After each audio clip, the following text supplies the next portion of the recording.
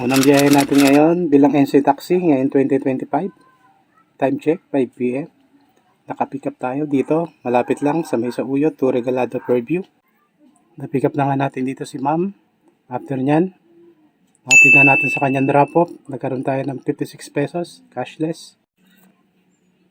Waiting nga lang muna ako dito ng susunod na booking. Dahil alam ko medyo matatagalan ako dito dahil medyo matumal ngayon January 2. After 15 minutes na paghihintay, napasukan tayo ng pangalawang booking. Papuntang Regalado Fairview to Talipapa, Novaliches. Na-pick up mga natin dito sir. At ito na nga yung drop off. 102 pesos. Cash payment ang ibinayad ni sir. Waiting na muna ulit ako sa aking pangatlong booking. Alam ko medyo matatagal na naman ang aking pag-aantay nito dahil nga matumal ngayon. After 15 minutes sa pag-aantay natin, napasukan tayo ng pangatlong booking. Dito rin sa may Talipapa Walter Mart, papuntang Bridgetown, Pasig. Pagka mga ganitong buwan talaga mga lods, talagang tiyagaan lang talaga. At ito na nga mga lods, na-pick up na natin dito si sir. After niya, na-drop na nga natin siya dito sa Bridgetown, Pasig. 227 pesos. Cashless payment ang kanyang binayaran sa atin. After 5 minutes, napasukan tayo ng pangatlong booking. Dito rin sa may Bagong Bayan, papuntang Guadalupe, Makati. Nakarating na nga tayo dito sa pick-up location. Inaantay na lang natin dito si sir na dumating. Dahil tinawagan natin siya, sabi niya pababa na raw siya. Antayin na lang natin. Na-drop na nga natin dito si sir. 151 pesos, cash payment ang binayaran ni sir. Habang nag-aantay nga ako ng booking, nagpagas nga muna ako dito dahil 1 bar na lang yung gas ko. Baka hindi ako mabot at maubusan ako sa daan. Habang nagpapagas nga ako, napasukan ako ng booking. Dito lang din, malapit. Pupunta naman dito sa BGC. Tinawagan na nga natin dito si ma'am, nakausap natin. Pababa na raw siya. Antayin na lang natin. Na-drop ko na nga si ma'am dito.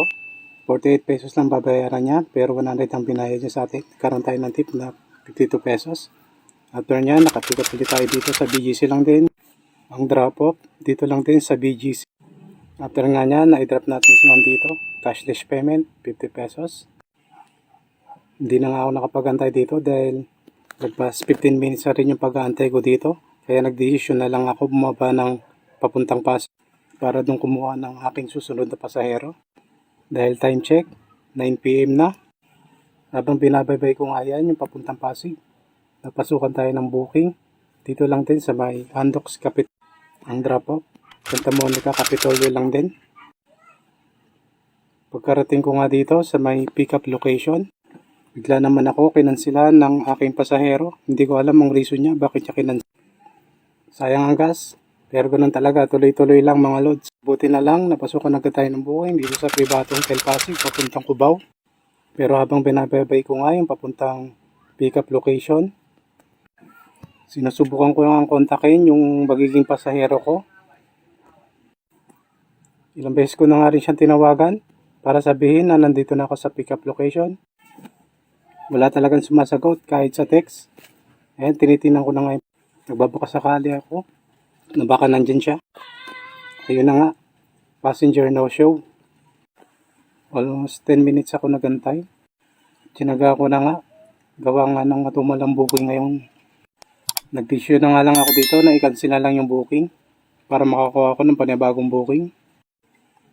After 5 minutes na pag-aantay, napasukan nga tayo ng panibagong booking papuntang Pasay. Kinausap nga ako dito ng pasahero ko, pwedeng Gcash payment para makapagbigay daw siya ng tip. Siyempre, payag agad tayo dahil mayroong tip. After nga natin siya ma-pick up dito sa may Kapitolyo, binayaran tayo ni ma'am dito na through Gcash. 300 pesos ang binayaran niya. Dapat ay 148 pesos lang. Salamat ma'am sa malaking tip. Malaking tulong na to para sa akin. Tapos siya, napasukan tayo dito sa Pasay, papuntang Robinson Pioneer. Pupunta na nga ako dito sa pick-up location ni ma'am para puntahan siya. Pumunta na nga agad kami sa drop-off location para matid natin si ma'am. After niya, nadap na nga natin si ma'am. 98 pesos ang babayaran niya pero ginawa niyang 100. Maraming salamat sa pagsubaybay ng aking mini vlog.